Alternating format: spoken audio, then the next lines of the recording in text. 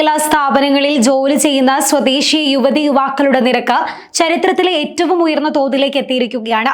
2024 മുൻ വർഷത്തേക്കാൾ 350% വർധനവാണ് ഇക്കാര്യത്തിൽ ഉണ്ടായത് എന്ന് UAE വൈസ് പ്രസിഡന്റും പ്രധാനമന്ത്രിയും ദുബായ് ഭരണാധികാരിയുമായ Sheikh Mohammed bin Rashid Al മക്തുമാണ് അറിയിച്ചത്.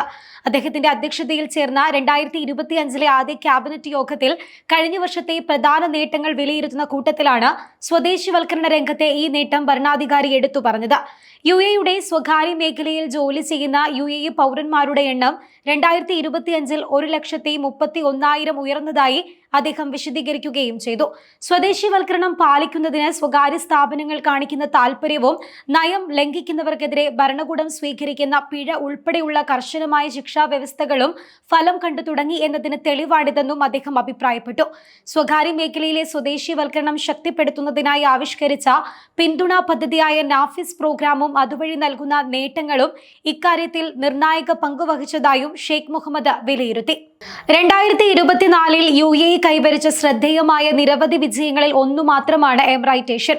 രാജ്യത്തിന്റെ ശ്രദ്ധേയമായ വളർച്ച കാണിക്കുന്ന മറ്റ് പ്രധാന സംഭവങ്ങളുടെ ഒരു പരമ്പര തന്നെ വൈസ് പ്രസിഡന്റ് എടുത്തു പറയുകയുണ്ടായി. വിദേശ വ്യാപാരം ആദ്യമായി 2.8 ട്രില്യൺ ദിർഹം കടന്നു.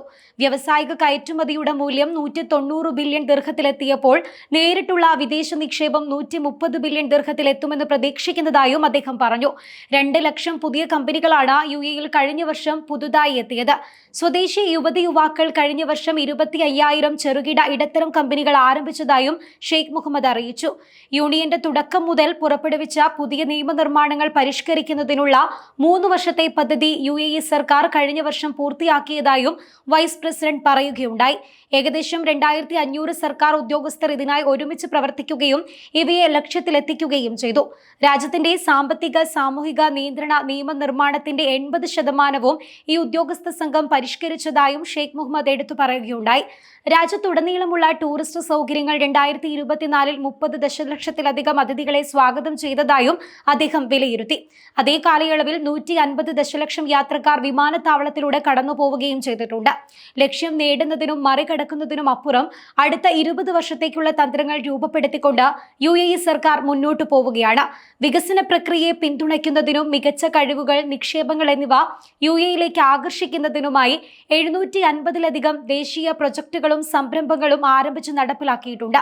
അടുത്ത 2 ദശകങ്ങളിൽ രാജ്യത്തിന്റെ ദ്രുതഗതിയിലുള്ള വളർച്ചയെ പിന്തുണയ്ക്കുന്ന മികച്ച നിയന്ത്രണ അന്തരീക്ഷം സൃഷ്ടിക്കുക എന്ന ലക്ഷ്യത്തോടെ ക്യാബിനറ്റും മന്ത്രിതല വികസന സമിതിയും 1300 തീരുമാനങ്ങൾ പുറപ്പെടുവിച്ചതായും ഷെയ്ഖ് മുഹമ്മദ് അറിയിച്ചു.